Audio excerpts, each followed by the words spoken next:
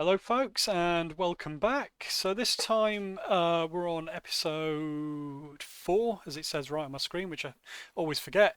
And this time we're going to be looking at following on from our previous video, and this time we're going to look at adding to your order of battle and finding war diaries.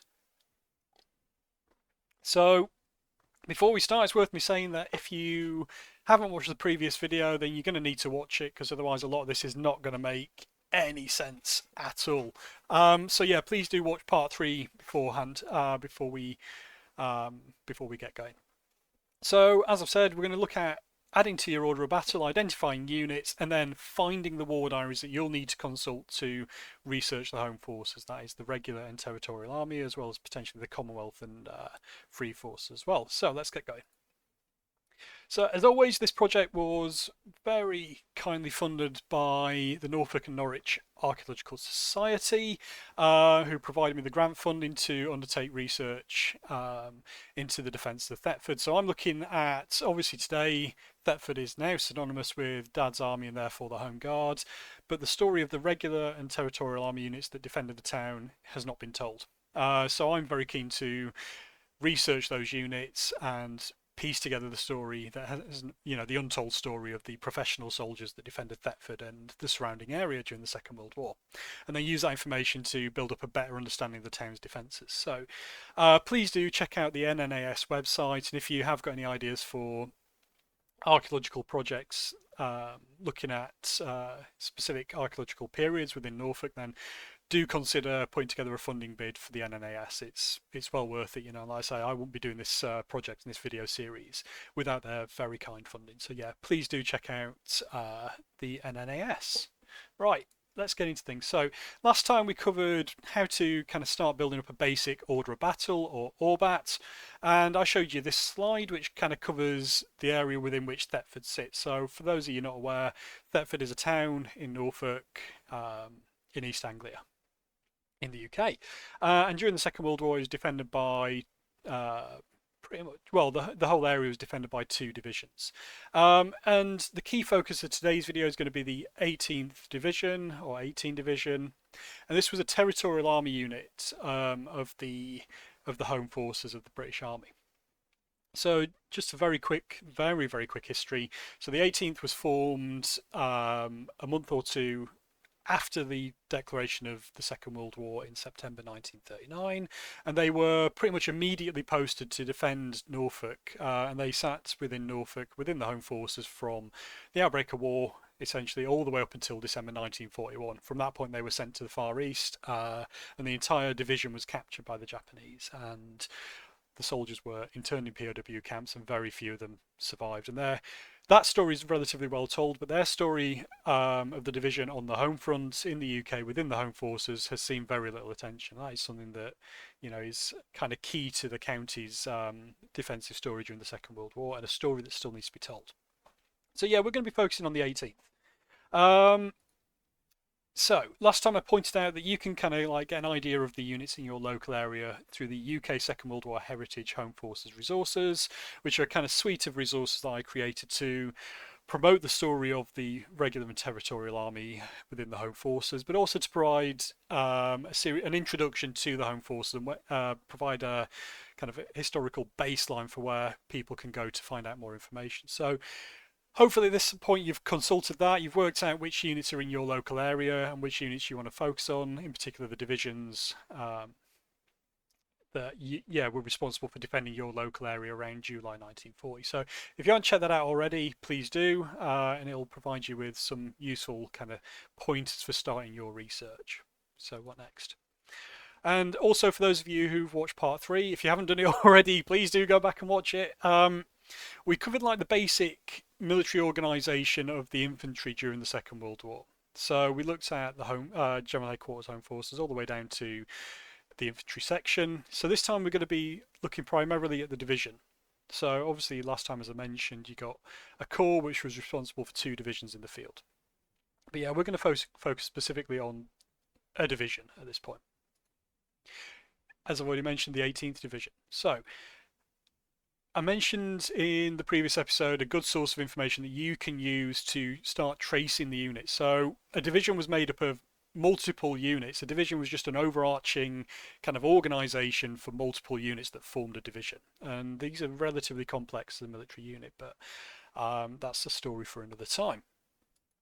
So using Joslin, this, oh, dearie me, big hefty book.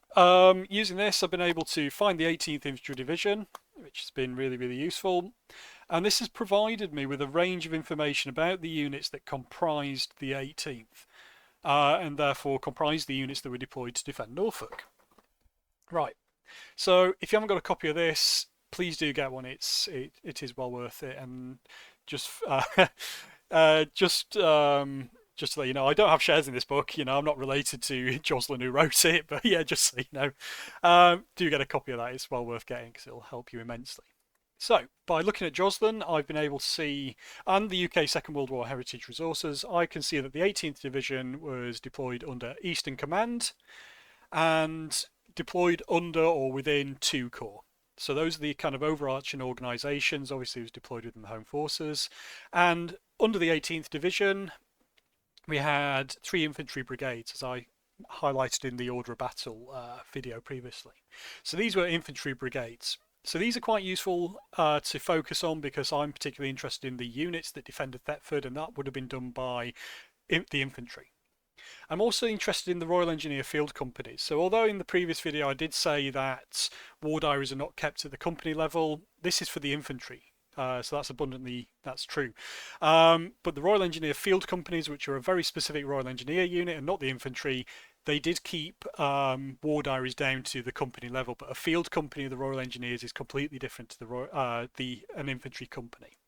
So, using those 2 sources of information, I've got some really useful kind of clues here as to the units I want to look into in terms of gaining the war diary. So I want to look at the 18th Infantry Division.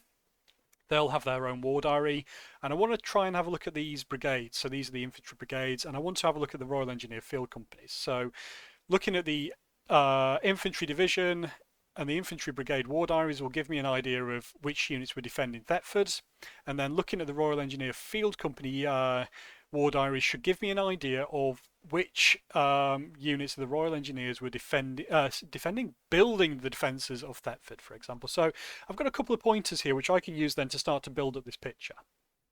Right, next slide, what we got. So when it comes to finding war diaries, you're going to use these 2 references a lot. You're going to get you're going to have these ingrained in your brain relatively quickly.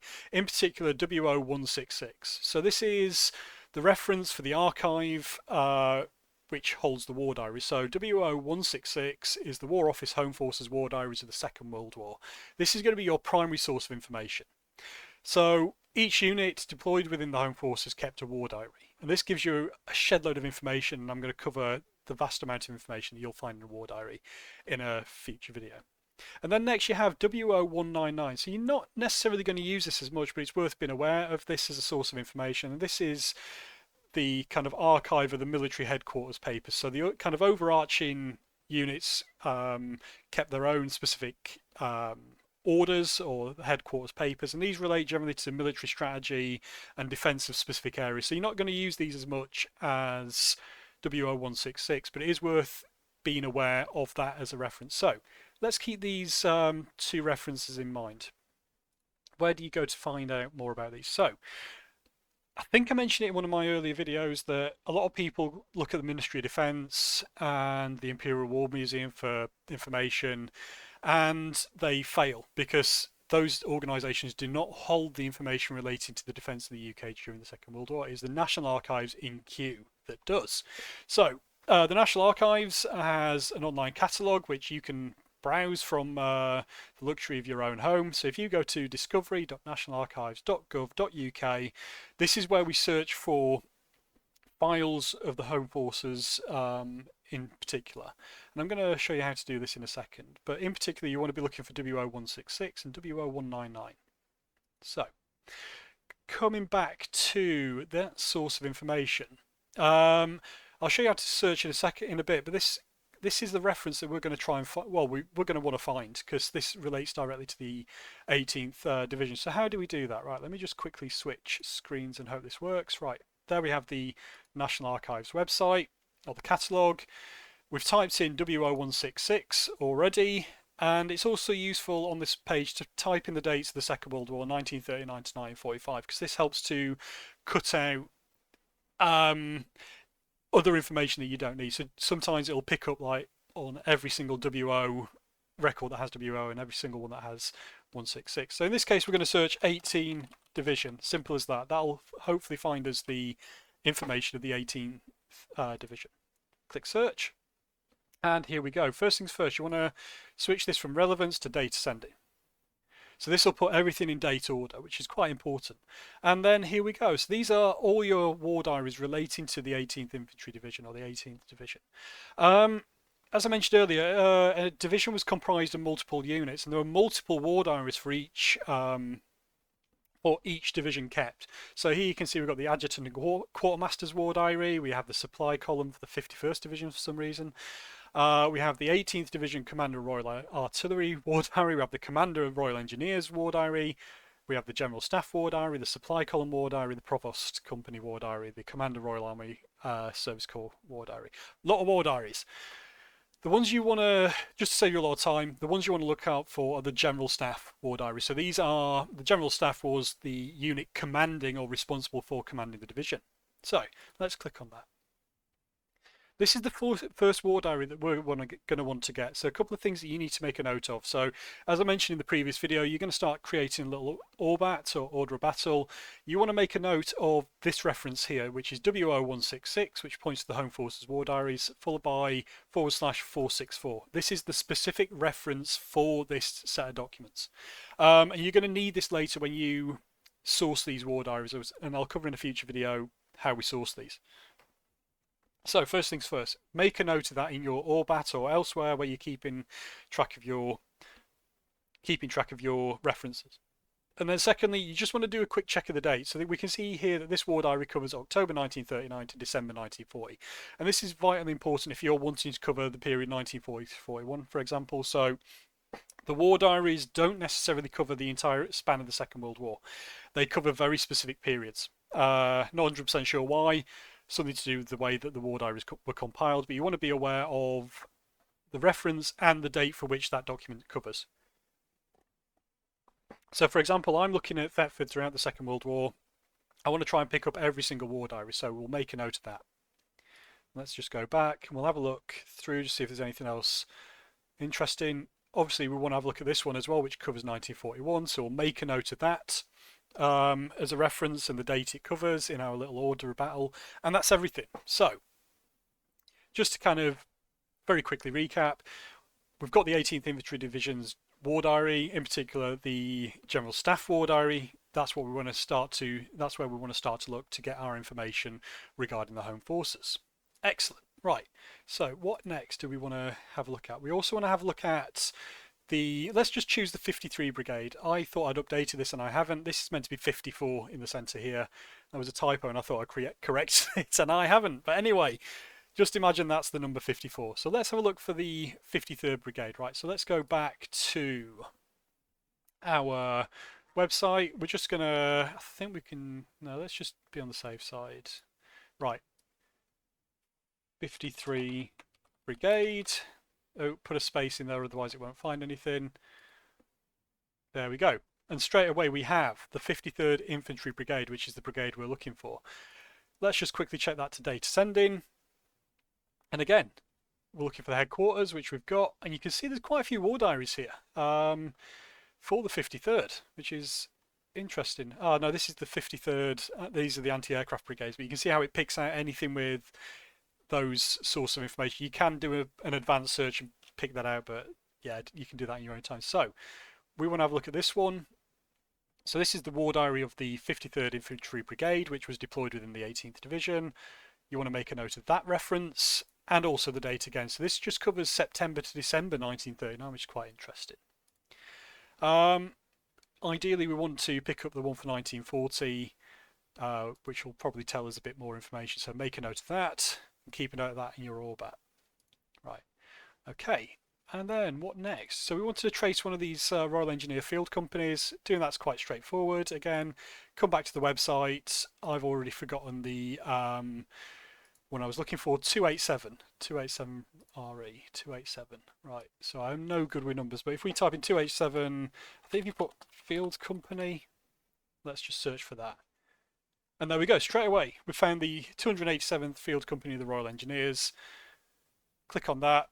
This tells us that the War Diary's reference is 37756. Keep a note of that. And this War Diary covers quite a good period. So 1939, September 1939, outbreak of war, all the way up to October 1941. So we want a copy of that War Diary because that should give us an idea of what they were building in a specific area. So after all that, you've got yourself a couple of references that you can then investigate further at the National Archives, and we'll cover that in a future video. So let's just come back to the slideshow. Here we go. So after all that, we've got ourselves the the 2 core. Let's just quickly look for 2 core because I'll show you how to do that as well. This is quite straightforward. Again, you just literally just type in 2 core, and this should bring out.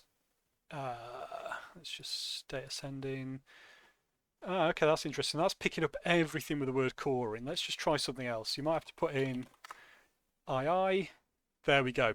So that's worth being aware of. Is it's the Roman numerals, not the numerical. So again, general staff, make a note of that reference.